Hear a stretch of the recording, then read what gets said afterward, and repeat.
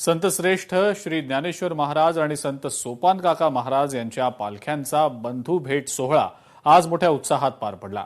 ज्ञानोबा तुकारामच्या जयघोषात, टाळ मृदुंगाच्या गजरात आणि अखंड हरिनाम ऐकू येत असतानाच इथला सगळा परिसर अक्षरशः दुमदुमून गेला होता।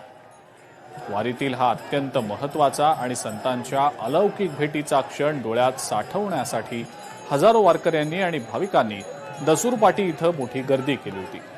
दोन्ही माऊलींच्या भेटीनंतर संपूर्ण वातावरण भक्तिरसात बुडून गेलं होतं।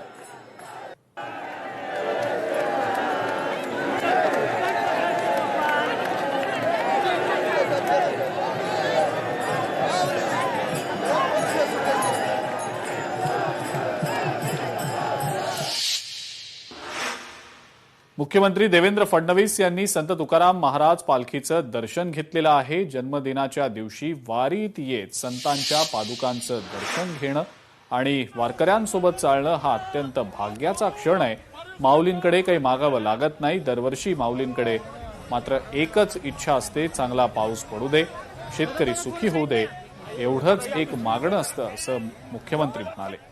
विद्यार्थ्यांच्या आशा, आकांक्षा, अपेक्षा असतील त्या पूर्ण केल्या जातील, हे सरकारचं कर्तव्यच आहे आणि आम्ही ते करूच असंही मुख्यमंत्री म्हणाले। भाग्याचा दिवस आहे।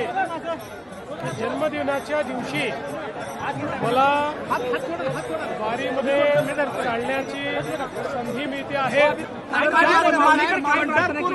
माऊलीकडे काही मागावं लागत नाही, आपल्या मनातलं त्यांना माहिती आहे।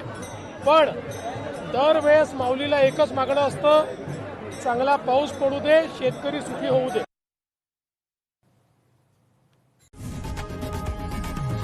लोकशाही मराठी ऐका, पहा, जागरूक रहा।